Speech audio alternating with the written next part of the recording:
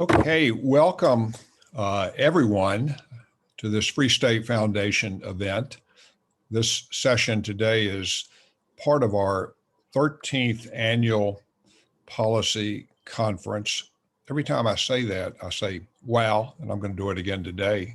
The 13 years always is an occasion for me to say, wow. We're really delighted that you're with us. Obviously, this year, our conference is different than every previous year. We're online together, but not in person at the National Press Club. I'm confident that next year we'll be back at the Press Club, and I look forward to seeing all of you even sooner in person. But until then, I'm so pleased you joined us. By the way, this is also our 15th anniversary year as well. So I want to mention that too.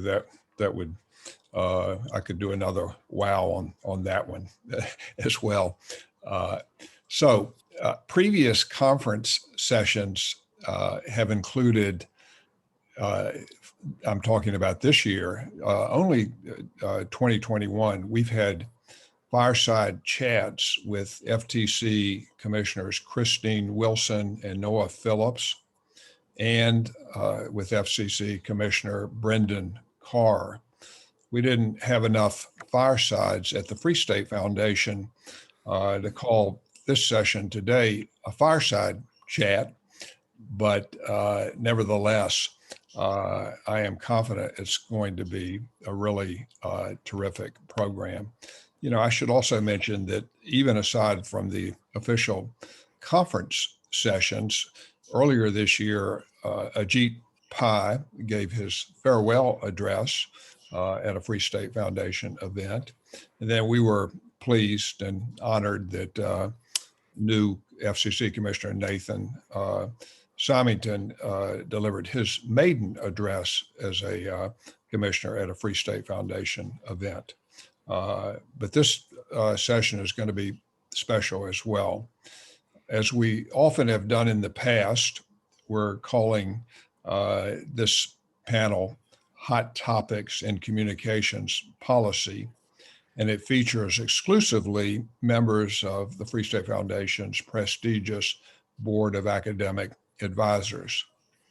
I've got to be careful here, but I will say this. As pleased as I am when we have a conference session with an FCC chairman or FCC commissioners or a senator, representative, FTC commissioners, or senior administration official, and we've had all of the above many times in the past. It's always extra special when we feature members of our Board of Academic Advisors. And I have to put this delicately as well, but I'll put it this way. Today's group of advisors are certainly among my favorites, among a really prestigious group. Now, I want to remind you to tweet, not only feel free, but do it. The hashtag for today's event is FSF CONF 13. That's hashtag FSF capital CONF 13. Now, I'm going to just introduce my colleague, Seth Cooper. He's the Free State Foundation's Director of Policy Studies and Senior Fellow. I know almost everyone on this call knows Seth and knows of his work, so I'm not going to take time to extol it, except to say that he, of course, is a very, very valuable member of the Free State Foundation. Seth is going to moderate today's session, and I'm going to turn it over to Seth to formally introduce the panel and take it from there. But while I'm thinking of it, I'll just mention that when we get further into it, feel free to use the chat line to put in questions for the panelists, and I think Seth is going to try and get to some of those questions as we get further along into the session. So my thanks to the members of the academic board, and Seth, take it from here, please. Thank you, Randy. Thanks for that introduction. I'm going to introduce our panel today. All of them, of course, as we've said, are members of the Free State Foundation's Board of Academic Advisors. We'll have with us today Michelle Connolly. She is the professor of the practice in the economics department at Duke University. She served previously as the Federal Communications Commission's chief economist twice, both in 2006 to 2007 and 2008 to 2009. She was the economics director of the Duke in New York Financial Markets and Institutions Program from 2007 to 2009, and also served as director of EcoTeach and economist for the International Research Function for the Federal Reserve Bank of New York. Tim Brennan is Professor Emeritus of Public Policy and Economics at the University of Maryland, Baltimore County, and he's a Senior Fellow, the Resources for the Future. Among the numerous positions he's held, Tim was also a Chief Economist at the Federal Communications Commission in 2014. He was a staff consultant to the Bureau of Economics and the Federal Trade Commission from 2003 to 2005. He served as a staff economist in the Department of Justice's Antitrust Division. He was a senior economist for industrial organization and regulation with the Council of Economic Advisors in the Executive Office of the Presidency, plus many other positions and honors as well. Daniel Lyons is professor of law at Boston College Law School. His major areas of research include telecommunications and cyber law, administrative law, and property. Professor Lyons clerked for Judge Cynthia Holcomb Hall of the U.S. Court of Appeals for the Ninth Circuit. He has practiced law at a law firm in Los Angeles and has participated in rulemaking proceedings before the Federal Communications Commissions, as well as several state regulatory agencies. And Ted Bolema is the executive director for the Institute for the Study of Economic Growth in the Department of Economics at Wichita State University. And before that, Ted was a senior fellow with us at the Free State Foundation. So we're glad he's continuing as a member of our academic board. Previously, Ted served as Director of Policy Research and Editing at the Mercatus Center in George Mason University. And also, Ted, who is also a PhD economist, worked as a trial attorney with the Antitrust Division of the U.S. Department of Justice, and he has held teaching positions at Central Michigan University, as well as George Mason University School of Law. So all of our panelists have, of course, published widely in their fields. They've published for us at the Free State Foundation. I've only gotten part of their bios. You can find more at our website, freestatefoundation.org, and certainly all of their faculty position websites have more details of their biographies and publications as well. So thank you to all of you panelists for joining us today. I look forward to this discussion. I've been looking forward to it. It's the hot topics in communications policies for 2021. And so we're just going to jump right into one of the hottest topics right now, and that is the Biden infrastructure proposal and how it relates to broadband policy.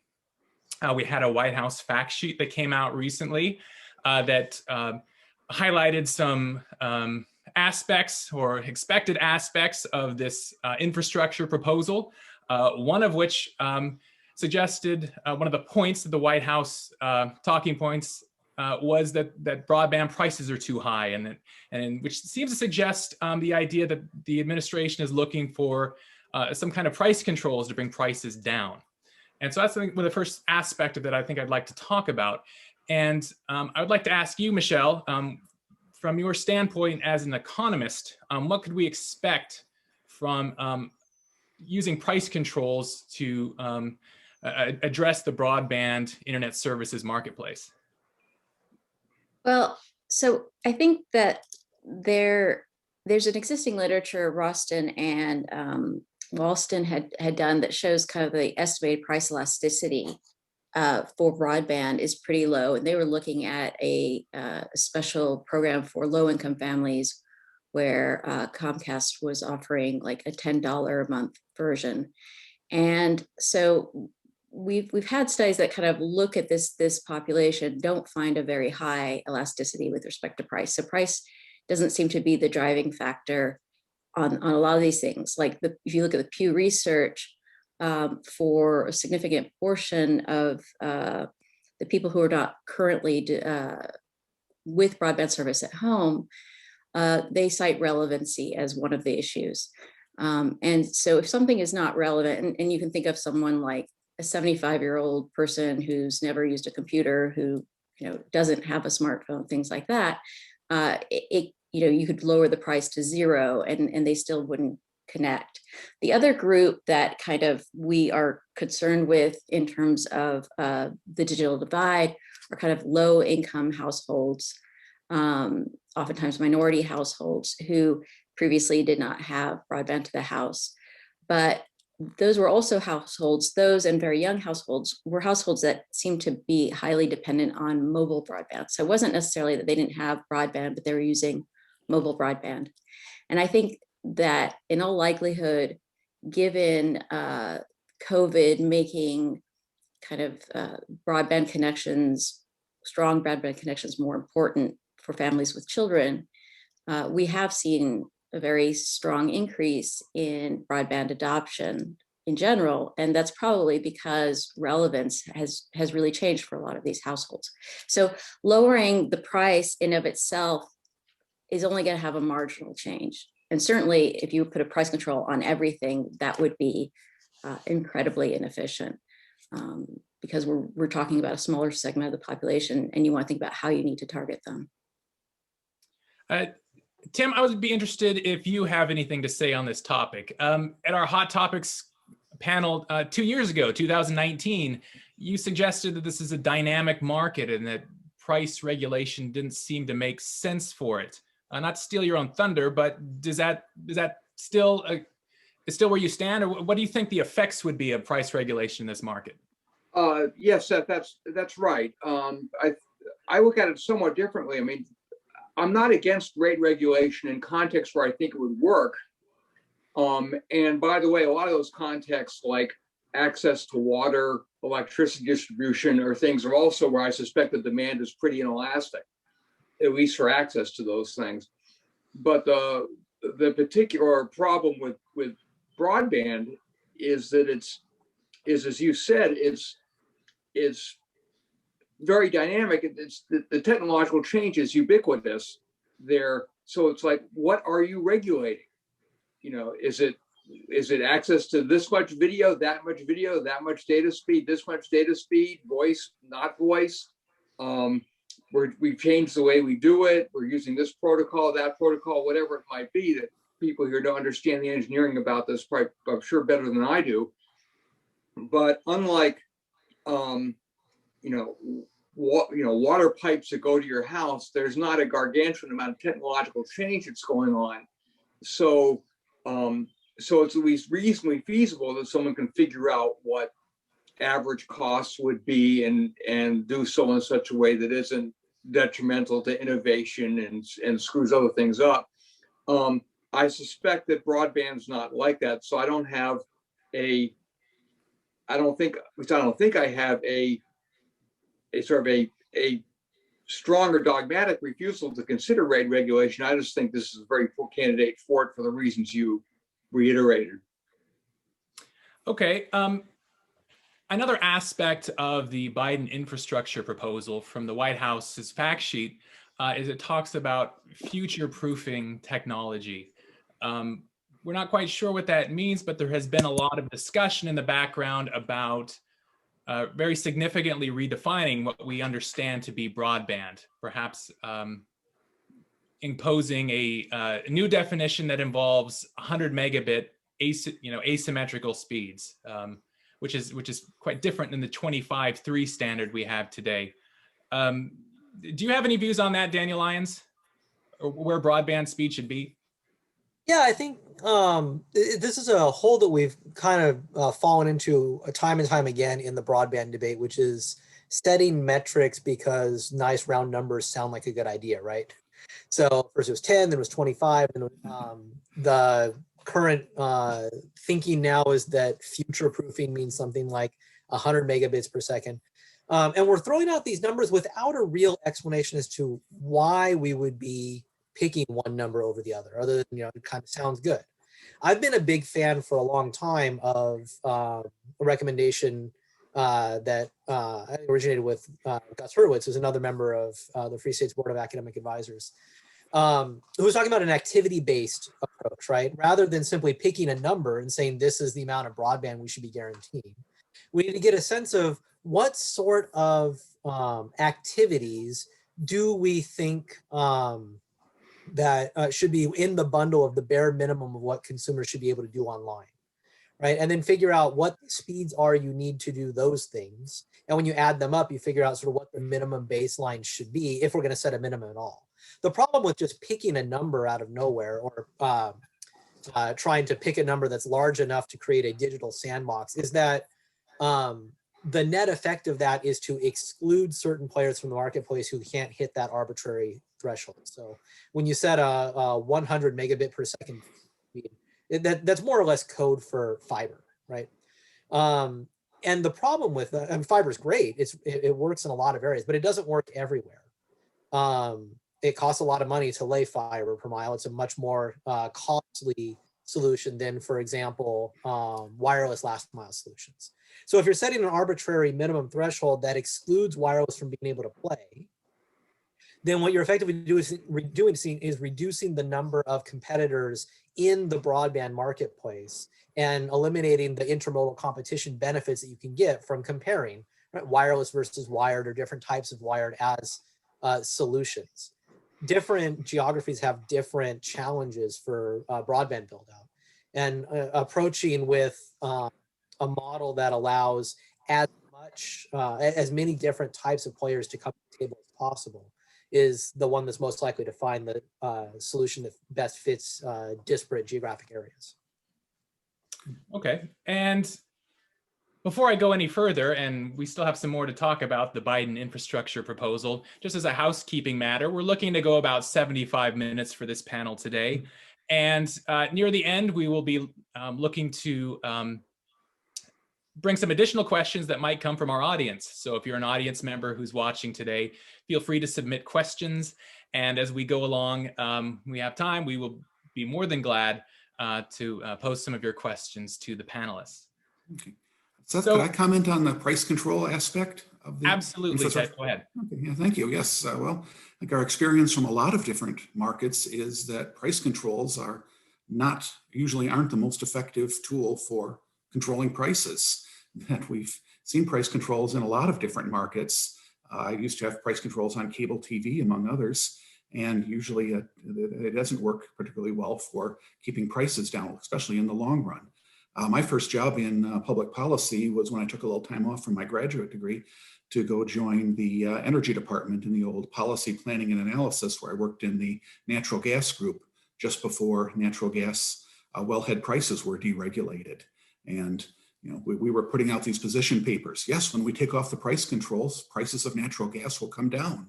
And you can imagine the responses we were getting to those. How could that possibly be? If you remove the price controls, producers will immediately jack up their prices. Well, that's actually is what's happened. That since the mid 80s, when the price controls were removed, natural gas has pretty much always been below the levels that it was at that time, even if you don't adjust for inflation. And if you do adjust for inflation, natural gas prices are much lower than they were in the 1980s. Well, what's going on is markets were allowed to operate.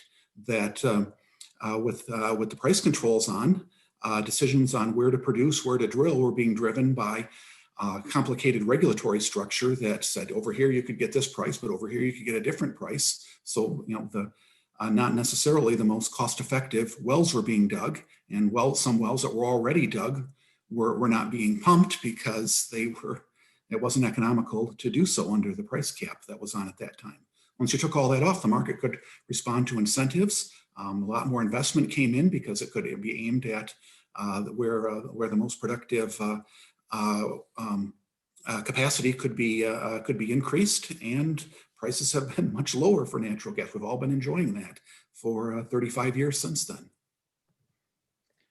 Terrific. Well, let me also just point out to our panelists, if at any time all of these questions are really a free-for-all. I start with someone, feel free to interrupt, interject before I move on to the next one, and because we'd be glad to get your contribution and more fully address the topic. So if I'm anyone going to else take advantage of that, if that's all right, Seth. Absolutely. Because Ted made a point in passing that I think is worth really stretching out, which is impact on investment, right?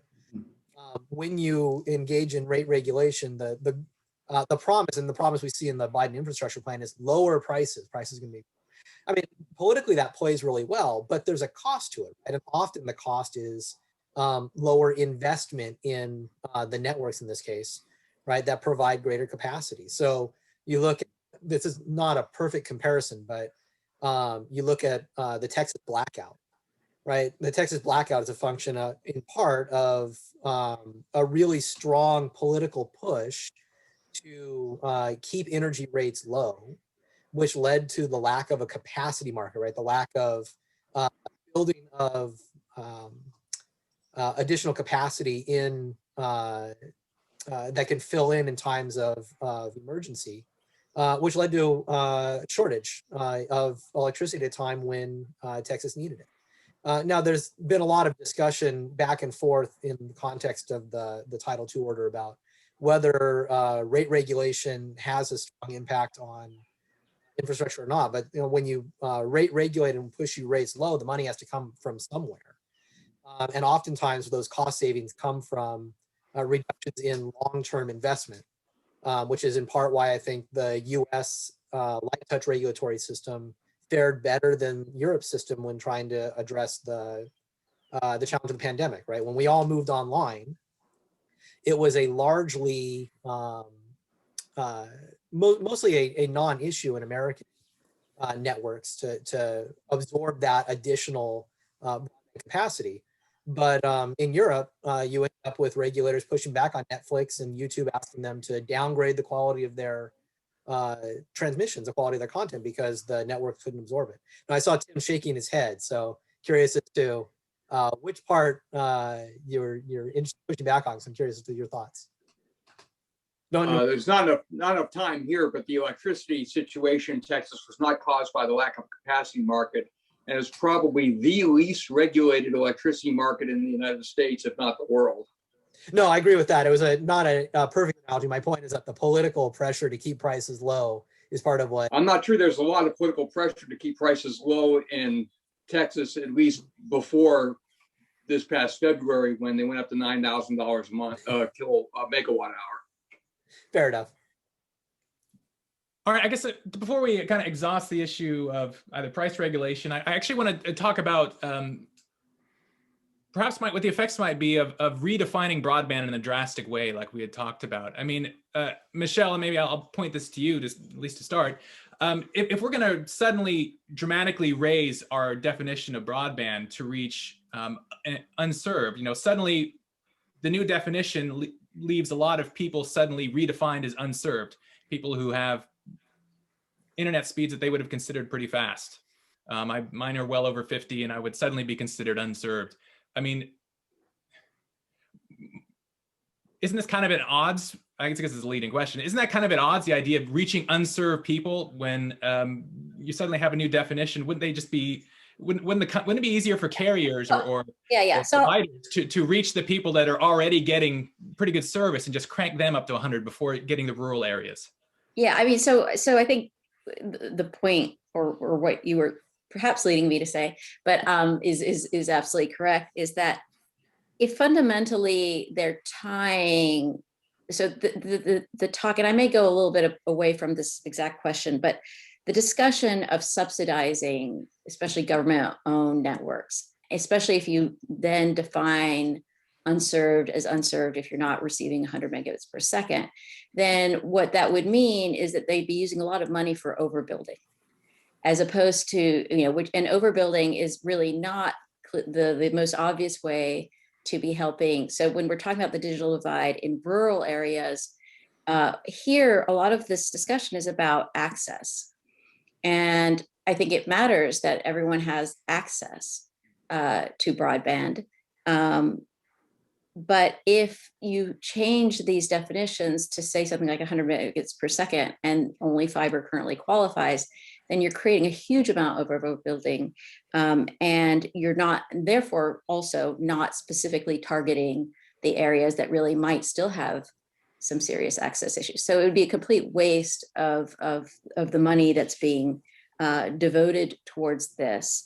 And then the other thing that I just want to mention something, because I love Tim's comment about, demand for water is pretty inelastic, which I think is absolutely correct. But my point was actually, so demand for broadband is pretty inelastic at different income levels. But when I was talking about elasticity being low for people who have not connected previously, it's actually the idea that they don't want it at any price, or they won't, so some groups want it. Basically, if they want it, they're going to want it they're kind of indifferent to the price. They care about that a great deal. But my point about price elasticity for those who have not connected yet is actually that they seem to have lack of interest in it, and you can lower the price to zero and they're still not connecting. So I just want to clarify that. Well, Michelle, you did bring up the topic of government-owned networks, and this is another aspect, of course, of the Biden infrastructure proposal. And the White House's fact sheet, it talked about giving priority in subsidies to government-owned broadband networks. I'll start with you, Ted. You've written about this general topic of government-owned networks before. What are your views about government-owned networks and what policy should be toward them? And what do you think about the Biden infrastructure policy proposal? Yes, government-owned networks do raise a lot of concerns that we don't come across with others. One is a big one, and a lot of it flows from the whole issue of the government then is both playing a regulatory role and a market participant role. So they're the referee and a player in the market at the same time. If you look at a lot of the proposals for where municipal, or there are different proposals to build a municipal broadband system in a market, often they're all driven by what the take rate is, and their whole target is going to be to get their take rate to a certain level.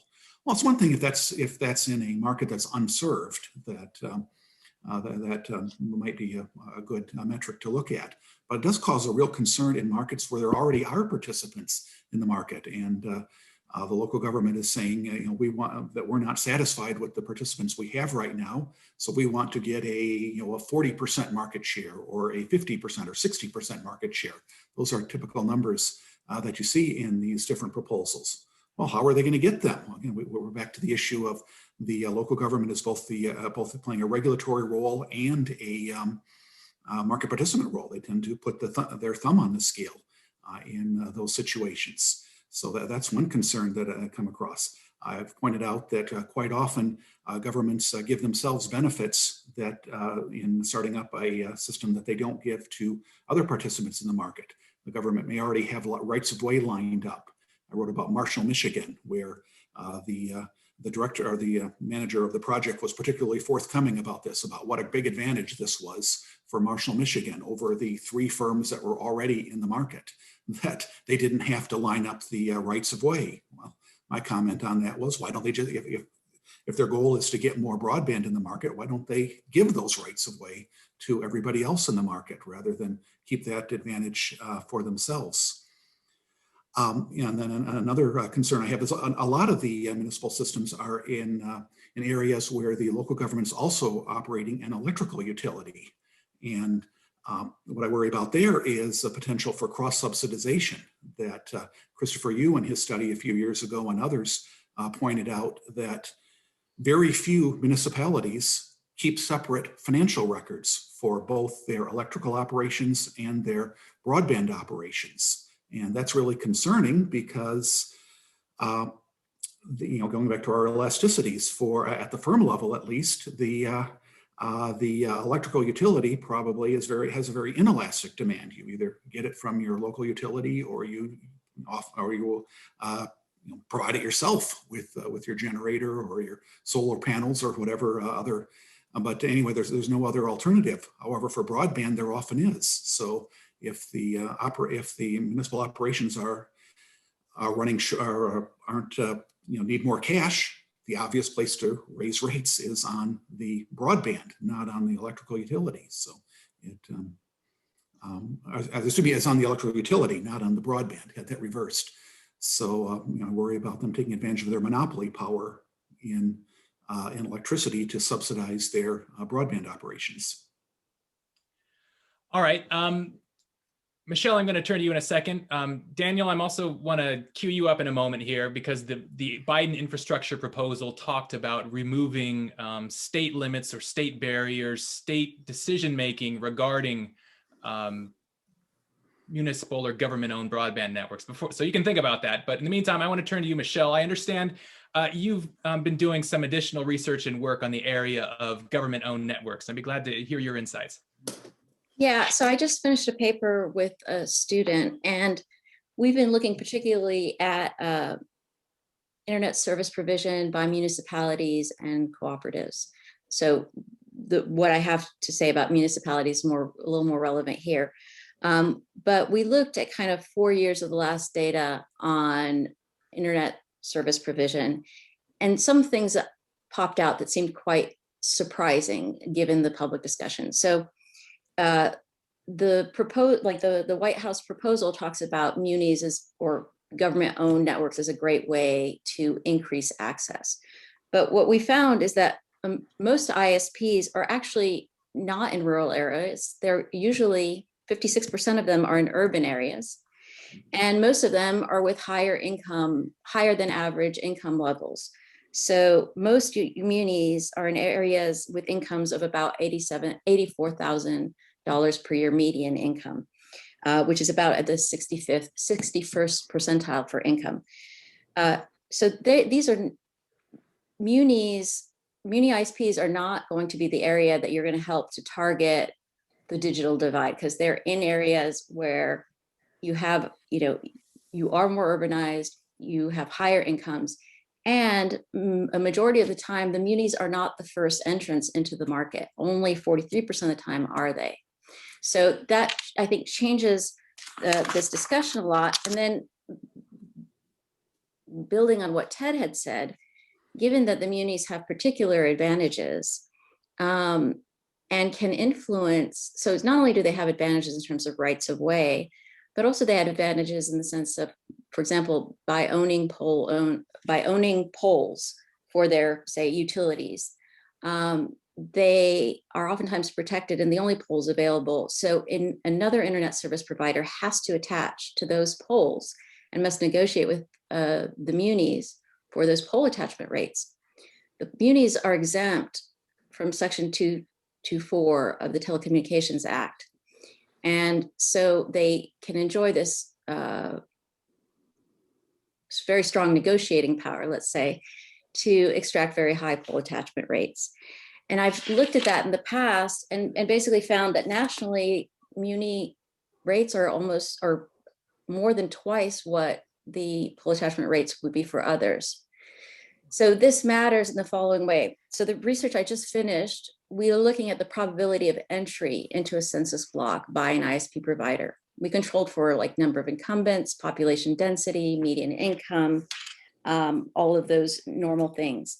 So even controlling for that, one thing that we noticed was the presence of an ISP that was a muni ISP lowered the probability of entry by another firm by about 80%, 81%.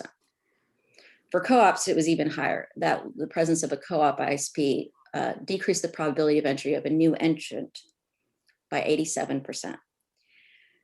So the presence of these groups and the fact, especially when they are already providing ISP service, is actually a deterrent to further entry into that area, which is crucial because you're thinking about, we're trying to build, as Daniel was saying, capacity, but also if you want more competition, you want that entry. The second thing that we discovered was that in areas with the Muni ISP or co-op ISP, we also found lower quality service. So average, and we're measuring that by maximum download speeds within the census block. So not only were Muni ISPs discouraging entry and competition, but we can see that reflected in the fact that the investment then in that area for higher speeds was not as high as when the Muni ISPs were not present. So we're seeing a deterrence to entrance. We're seeing a deterrence to investment and quality. And then the last thing I'm sorry, this is long, but I really want to make this point. Based on some expert witness I did last fall in Georgia, I was able to get data, and this is public information, you can look at my testimony, on pole attachment rates that were paid at the county level. And I was able to show, looking at Georgia data on percent of locations within a census block that were unserved, that controlling for normal factors such as income, age, population density, the average cost per pole per capita had a huge negative or a huge positive effect on the percent of the locations that were not served. So the higher costs, which are associated with munis, actually lead to less deployment. And we can see that empirically. So all of these things combined, I think, show that if, I care deeply about reducing the digital divide, trying to give a subsidy to new munis or existing munis is only going to hamper or diminish the private sector's willingness to invest, both in terms of further deployment and, very importantly, in terms of further quality improvements. Well, thank you, Michelle. I appreciate those insights, and we look forward to your paper on that and seeing that and talking about it. So, Daniel, I wanted to, as I warned you, I was going to ask you about the Biden infrastructure proposal and its interest in doing away with state decision making on muni broadbands, or at least limitations. What's your response on that? Yeah, so the key question here from a legal perspective, right, is the issue of federalism. Because the municipalities are legally, right, subdivisions of the states in which they're located. And the Constitution at least looks with some disfavor upon the federal government's attempts to intrude upon the state government's ability to rearrange the details of the state government itself, right? It's a dual sovereignty problem. To put that in layman's terms, as Ted pointed out, right, these municipal broadband programs have a fairly high fail rate.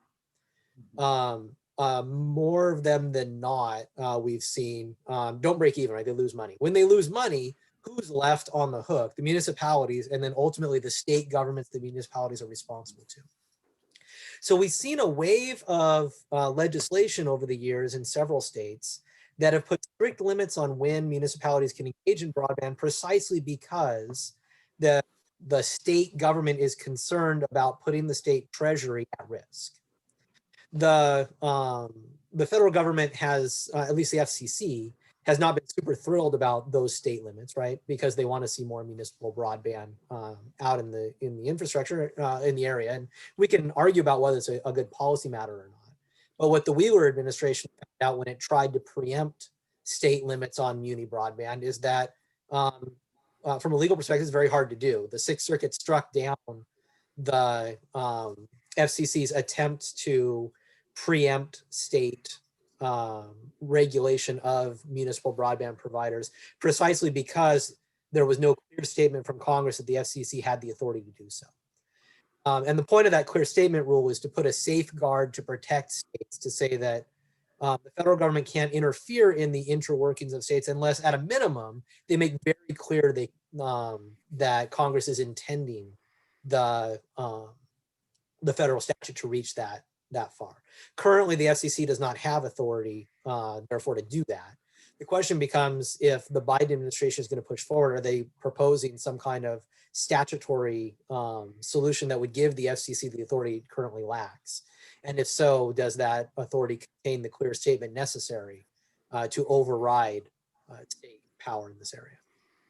Well, what if it includes a clear statement, or if it attaches a condition to state subsidies saying we're not going to give any to your state as long as you have these restrictive rules? I mean, does anything legally, from a legal standpoint, does that remove all the roadblocks? Well, it may not remove them, it may smooth them a little bit, right? Ultimately, in the clash between federal and state authority, the supremacy clause gives the federal government the trump card. But in order to prevent the federal government from abusing that, there's a series of judicially created doctrines. A clear statement rule is one of them, to make sure that that power is not exercised willy-nilly. The condition on funding is an interesting and different question. And I'm not an expert in this area, but my sense is that the test as to whether those are unconstitutional conditions is the relationship between the source of the funds and the thing the state has to waive in order to get the funds. And so, again, the devil's going to be in the details. Okay. Well, maybe we've exhausted, unless anyone else wants to interrupt me. We've got plenty on the table there about the Biden infrastructure proposal. I'm interested in moving on to the topic of internet freedom and network neutrality regulation. We've seen a turnover, of course, in administrations. I was with you, Daniel, for a second. I want to continue for a moment. The administration, the Department of Justice, withdrew its legal challenge to California's net neutrality law. You wrote a paper for the Free State Foundation in September of 2020 that said that about the day of reckoning for California's net neutrality law. Did the change in administration remove that day of reckoning? Is it off the charts? Could it still happen? Could you give us a sense of a status of that law and its legal status and future? Yeah, so the latest update is that after the Biden Department of Justice removed their challenge to the California net neutrality statute, the California District Court ruled on a preliminary injunction that in the companion case brought by the broadband industry. And they ultimately declined to enjoin the operation of the California law, State Bill 822, casting some doubt on the arguments that the broadband providers had made that California's law was preempted. The broadband providers have now taken an appeal to the Ninth Circuit where that question is going to be presented again. I think the change in administration certainly does change some, although not all, of the preemption arguments on the table, right? So I've been saying for a long time, the strongest argument in favor of preemption is the fact that effectively California has tried to do precisely what the Restoring Internet Freedom Order repealed, right? To impose no blocking, no throttling, and paid prioritization restrictions on broadband providers as a matter of state law, where the FCC was repealing as a matter of federal law.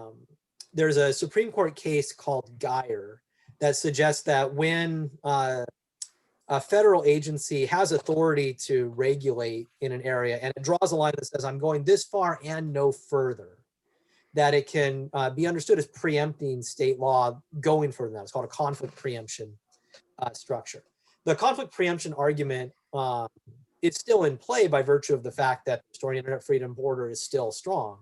But the fact that the Department of Justice is no longer interested in defending that theory weakens the rhetorical force of it.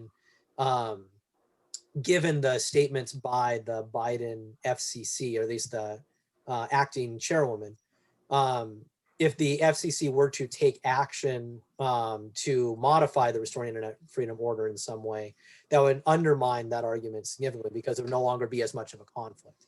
That having been said, there are still a number of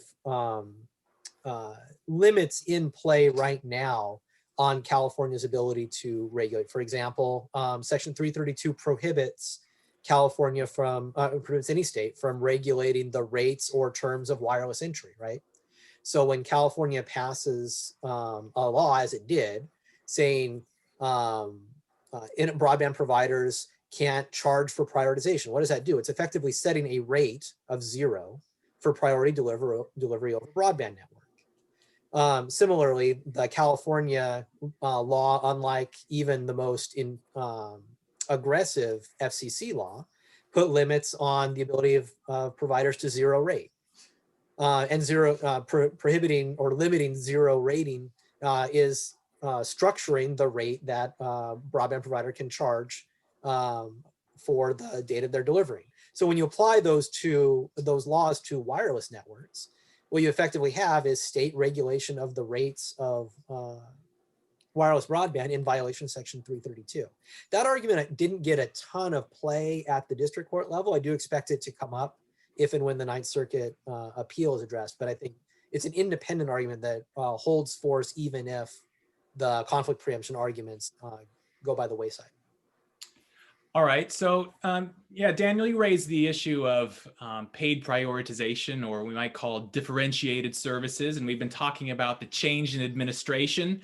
And I'm interested in hearing the other panelists' views on this. You know, it's been a while now since we had the Title II order, and I'm interested, start with you, Tim. I mean, is there anything we've learned since then? I mean, the administration, the new administration is looking to revisit the issue of broadband internet service regulation. Are there alternatives to Title II and the approach before that we could take this time around? Well, in terms of what we've learned, others on the panel than me probably know more about the debate about the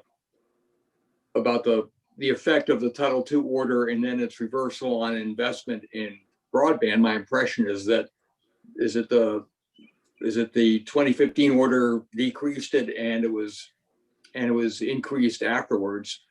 That's my sense of what the preponderance of the evidence is, but I'm not an expert in the evidence. In terms of alternatives, Randy and I have corresponded about this a little bit. When I was at the FCC in 2014, which was right after the DC Circuit threw out the 2010 order, and so the consideration that led up to the 2015 order started, there was some interest. I mention it this way because I didn't know this independently, that the DC Circuit had upheld a data roaming order using I believe the phrase was competitively reasonableness test. And so there was at least some thought given, and I think this is actually in the NPRM that preceded the 2015 order. This is Randy. Just because you and I have talked about this, the phrase was commercially reasonable. I'm sorry, thank you. And this is so important. I apologize for interrupting, but I want to get that phrase right, and I appreciate your talking about it. Go ahead. No, thank you. Anyhow, that phrase commercially reasonable, thank you, was actually, I think, in the NPRM as something to consider, although it obviously didn't last very long. That was hardly a panacea. As I recall, in the data roaming order, there were 16 different criteria for commercially reasonable, plus a 17th, which basically said anything which we hadn't thought of in the first 16. So I'm not sure that it provided a very clear direction for people who were, I guess, worried about whatever they were worried about with all of this in the first place. But at least there was a court-approved alternative out there which might have avoided some headaches had they gone that way. Michelle, do you have any insight on this? I mean, in terms of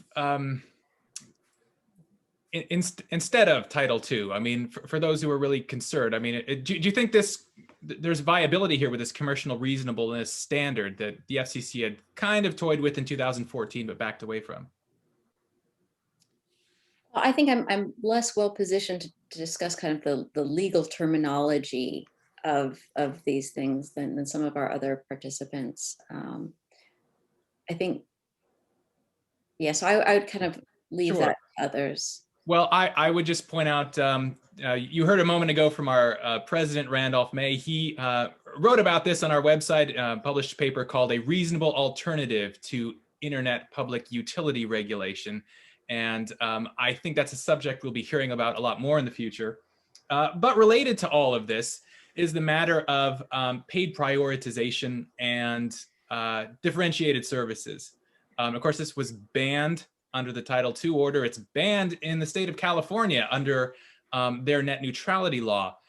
This came to light again recently, as perhaps many of you know, when the VA sent mail to the state of California asking what their law means for purposes of the VA's telehealth app that they were offering to veterans, particularly low-income veterans in rural areas. It was a guaranteed quality of service for this app.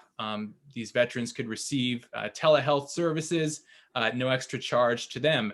It would seem to fly in the face of the general provision of the state's law. Daniel, do you think that that episode with the VA or things like it could cause a rethinking of an outright ban on paid prioritization in the new administration? And I certainly hope so. And I remember when it was a paid prioritization dispute or a zero rating dispute, but either way, the issues are the same, right? Which is that there are good reasons and there are bad reasons why you might prioritize traffic delivery over a last mile network, right? Different apps and programs have different susceptibility to congestion. And so, and we talked about this many times in these panels before, right? What it means is in the event of congestion, there are some apps that can suffer deprioritization without the consumer experiencing a significant negative experience, a significant result. And there are some like streaming video, right, where the quality drops off very quickly if they end up suffering from congestion. So in that circumstance, it makes sense for a provider to prioritize the congestion sensitive apps and deprioritize the less congestion sensitive apps in order to improve the overall consumer experience for all sets of users. And I think there's a lot of consensus at this point on that. When you argue with the more sophisticated net neutrality advocates on this point, the pushback becomes, yeah, but why does it have to be paid, right? We're not a big fan of, but I guess we're okay with prioritization. Why does it have to be paid prioritization? And the answer to that is that the market is our best tool. It's an imperfect tool, but it's our best tool for allocating scarce resources across nearly infinite demand, right? So by setting a price for priority delivery, we can decide based on the app provider's willingness to pay, which ones are more sensitive and which ones are less sensitive to that congestion, and therefore who should get the prioritization. The alternative to that would be something like an engineer at Comcast or a government official making a long list of applications, lining them up from top to bottom and deciding who should get priority and who shouldn't. And then you're putting a lot of faith in either the broadband providers that you fear, right, the Comcast of the world, or government regulators to get the order right. And even if they get it right at time A, there's no guarantee that that list will continue to be right at time B. The market is a much more, I think, effective mechanism for doing that. So I don't want to give short shrift to the idea that there are also strong anti-competitive arguments about not allowing priority deliveries. What you need, right, favoring my own service over others because I want to get some advantage in a adjacent market could be really problematic under antitrust law. So you need a mechanism that allows for engaging in and interrupting bad priority rather while still allowing good prioritization, right? The problem with the Title II order was we were so fearful of the bad that we threw out the good with it. It was throwing out the baby with the bathwater, and it's suboptimal. All right, well, I'm going to move on to the matter of spectrum policy. And I want to ask you, Michelle, about the issue of spectrum screens and spectrum aggregation limits. And from your viewpoint as an economist, earlier as part of the Free State Foundation's conference here, Brennan Carr, FCC commissioner, he called it this FC spectrum screen a 1G and 2G solution to an approach to a 5G world, and didn't see it making sense. And we've also seen in some of the auctions, sort of at the front, aggregation limits on what a carrier can acquire in a spectrum auction. I mean, what are the effects of those kinds of limitations you see from an economic standpoint? Well, I think the first point that's kind of an antiquated way to think of spectrum is a very important one. For one thing, because there was a time when we were all focused on a very limited set of frequencies, and so there was a thought that you could somehow measure frequency in one area and say, oh, we need a cap on that area. But now that we have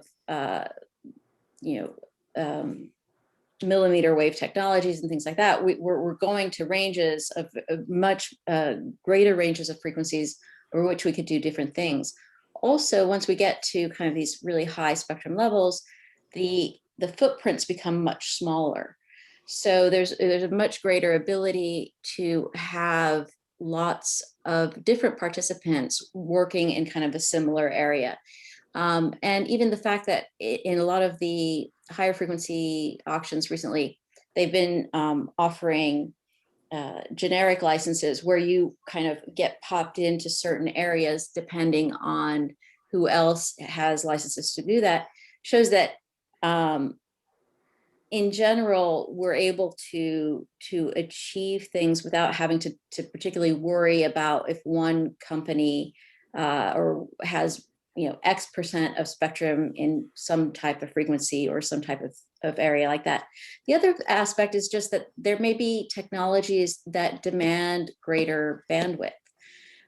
So for example, if we're thinking about cases where they were doing auctions for these generic licenses, you want to be able to aggregate across some of these licenses so that, if say they're at 10 megahertz of band, maybe you have a technology that needs 30 megahertz to work. So you need to be able to get 3 of them within the same market, with same geographic area in order to use your technology.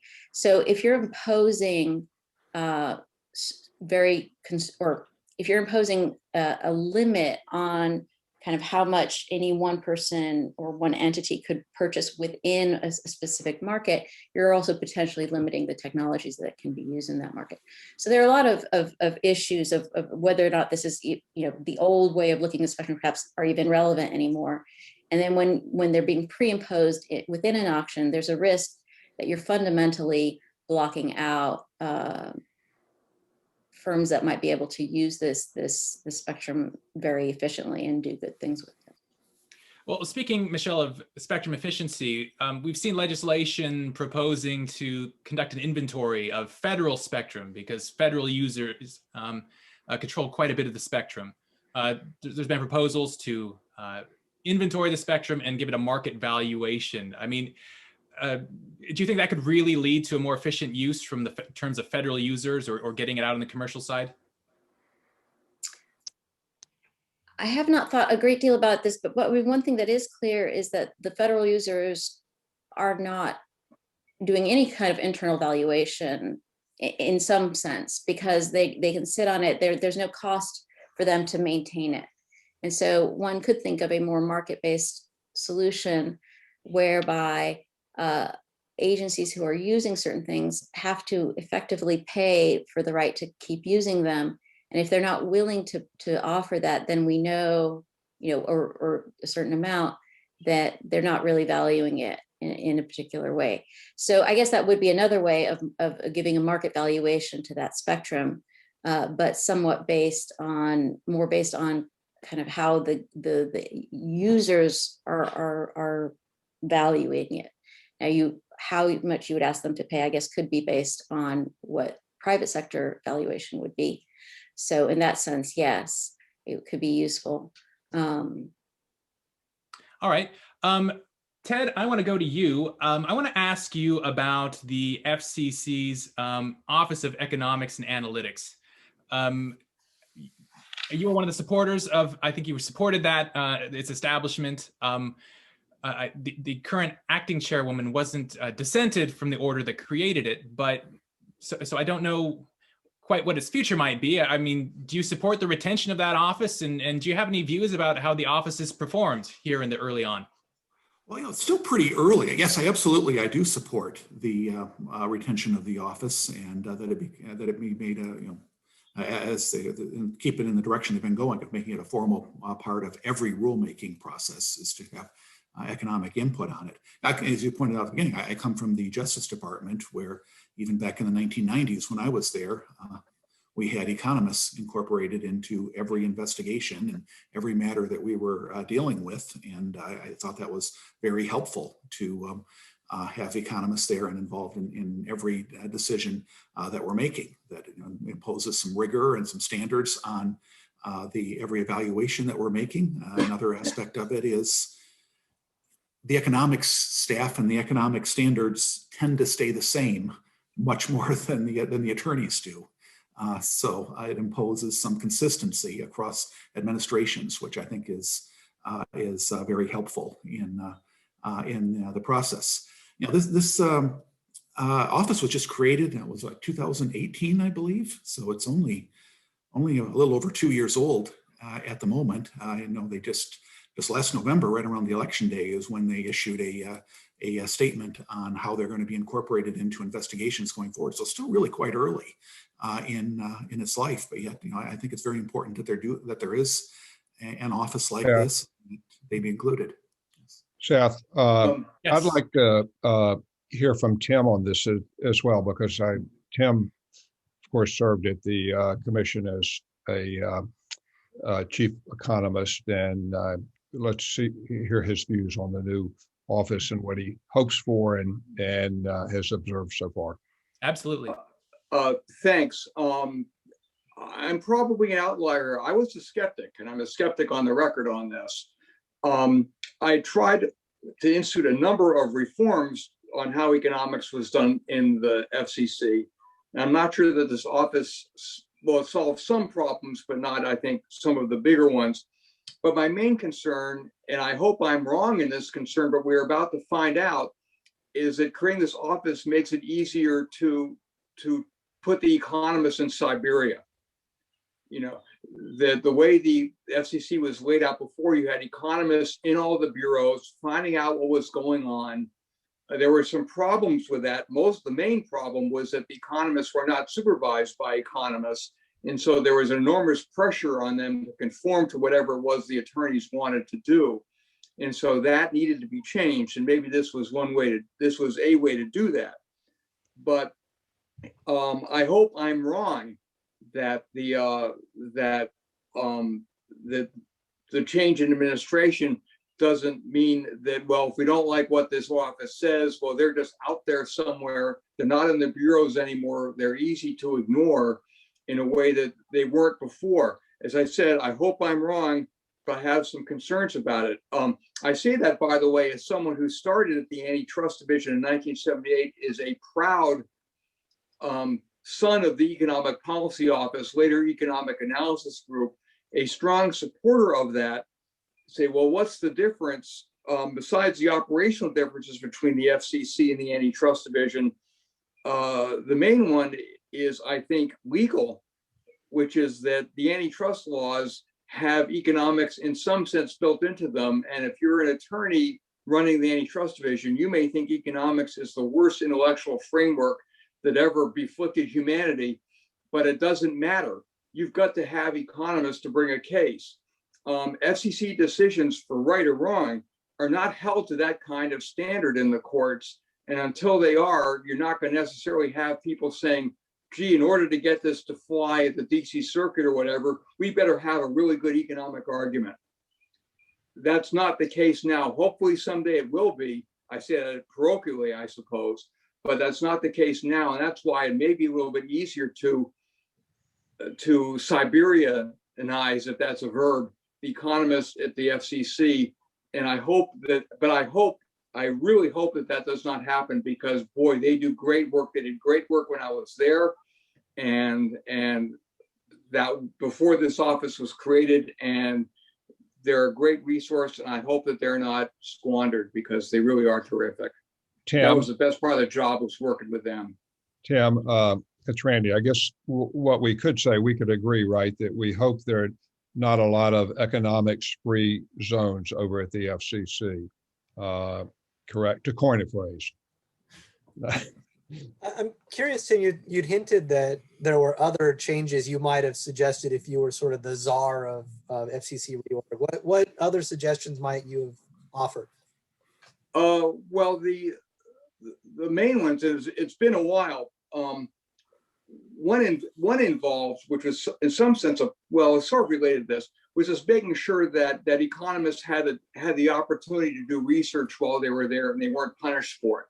So, I mean, the FCC is competing with the Antitrust Division and the FTC for economists who want to go work for government on these kinds of issues in good places, and they were always at a disadvantage. In part because if you went to the FCC, you in some sense professionally disappeared, and we saw there's a bigger risk of that than there is in these other places. But the main thing that I wanted was that I thought that it was important that economists in the bureaus were supervised in personnel evaluation, so that by other economists in those bureaus, each bureau had a chief economist. I don't know how it's laid out now, but that they all reported to them to preserve their independence, but still make sure that they were out there. That, by the way, didn't fly because I was told back in 2014 that was too big a bureaucratic shuffle to have at the FCC. And obviously that's hardly the case because they created this office 2 years later. So I've never been entirely sure what the real story was on that. But and I think the other thing was to formalize some sort of process where the chief economists of the bureaus or the chief economists of the FCC or somebody had sign-off authority on major orders, and I don't have a really good definition of major order for you. But even with this office, the commission could ignore it. There's nothing, no one says that they have to be in the room where it happens, to quote Hamilton. Something that in some sense would make that take place in a formal way, which creation of this office did not do, would be helpful. How exactly, I threw out some ideas on how to do that. I'm not sure they deserve the consideration, right or wrong, then that they maybe deserve, but that to me is the real question in some sense. And I'm not sure that by creating this office, that we've in some sense forced whoever is running the FCC soon from here on out, whatever, is going to have to change a procedure in order to ignore economic advice. And I would like to have forced something like that, forced their hand in some way. Those of you who know how the FCC works might have, I'm certainly could have better ideas on that than I do. But I think that's the important thing, because you don't have that discipline from the courts on the outside that forces people to listen to economists, whether or not they want to. All right. Well, we just discussed an internal change at the FCC from 2018, the Office of Economics and Analytics. We saw a lot of process changes at the FCC during that time. Daniel Lyons, do you see any unfinished business in terms of FCC process changes that you'd like to see happen? Yeah, I actually think the most useful would be to formalize the changes that have been made, to lock them in place. One of the things that former Commissioner O'Reilly pointed out, who is a long supporter of process reform at the FCC, is what one chairman accomplishes, another can undo. And so I think one of the things that would be really helpful is locking in those wins and moving them from chairman-specific process reform initiatives to something that's more institutional. Okay, I think one of the changes in a paper you wrote for us was talking about dealing with the FCC's process for merger reviews. But to sort of play off of that, actually, I want to ask you, Ted, What are your views about having multiple agencies review the same transaction? Do you think there's a benefit in having lots of eyes look at it, or do you think these things become duplicative? Well, if it's different federal agencies, I think it becomes duplicative. So there's a reason why the the Antitrust Division and the FTC, which have greatly overlapping authority, divide up the turf. They allocate the case to one or the other, and then that's the lead agency on it. And then when another agency gets involved, that's another voice and another review, another step to go through. And so, yeah, I'm very skeptical. I mean, I understand the FCC has the right to approve license transfers, and that's the typical hook that they use to get their antitrust review. But I'd rather it be just limited to that. Now, when you get states involved, well, yes, there is a role in our federalism system for states to have their own independent voice on antitrust decisions. So I think that's where we get the different levels of review going on. That there's I don't know, about half a dozen or so cases going on in big tech right now with different coalitions of states, maybe joined by the Justice Department, maybe not, on them. I think that's a more healthy sort of overlapping review where you get some different voices in, but two different federal agencies, I don't think that adds very much. Seth, I'm going to jump in now. I think everyone that's watching and the panelists as well probably feel like we could go on all afternoon, and it would be interesting and informative. And but I think out of respect for people's time and knowing that many people probably have already done another Zoom meeting today earlier and might do another one later, that we're going to conclude. So I just want to say a few things. And first of all, Seth, thank you for undertaking the moderation and doing that so well. So we appreciate that. Just a couple things that I thought about while we were doing it. Tim, when you mentioned towards the end, and it was so helpful to hear you talk about your views on enhancing the role of economists at the FCC, but it made me think back. I was at the FCC from 1978 to 81, and it was during that time when the Office of Plans and Policy at the FCC was created to actually provide some more institutional role for the FCC. I see that Dick Wiley is actually on as an attendee. He might remember some of this, probably would.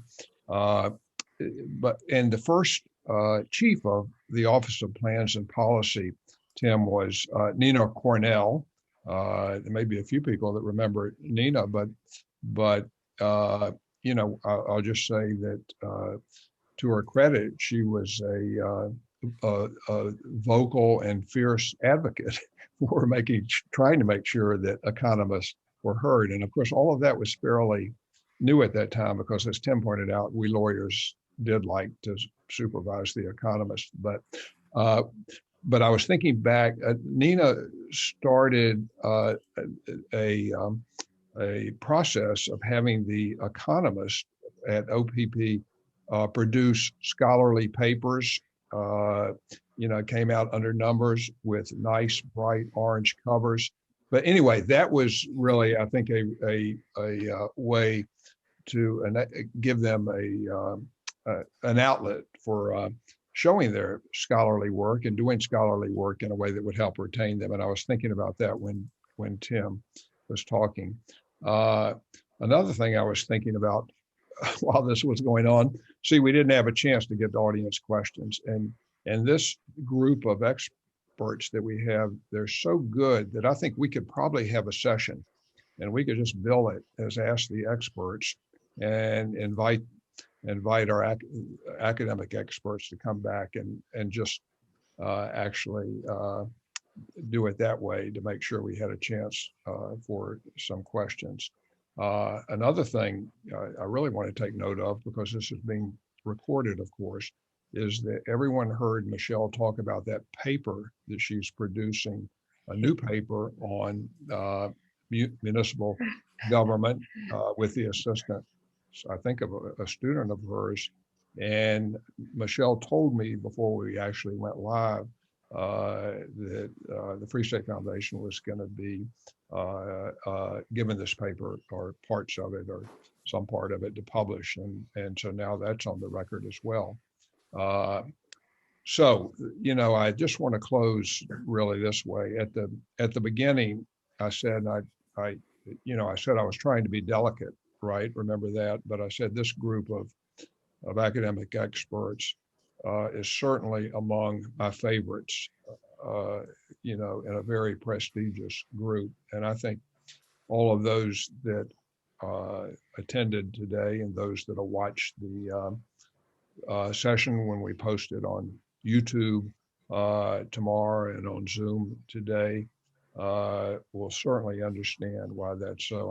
I'm so proud to have members of the board like this, and I want to thank them for participating today, all of them. So with that, I'm going to just say that the session is adjourned and end it until next time when we meet again. Thanks to everyone. Thank you. Thank you. Yes. Thank you, Randy. Zach.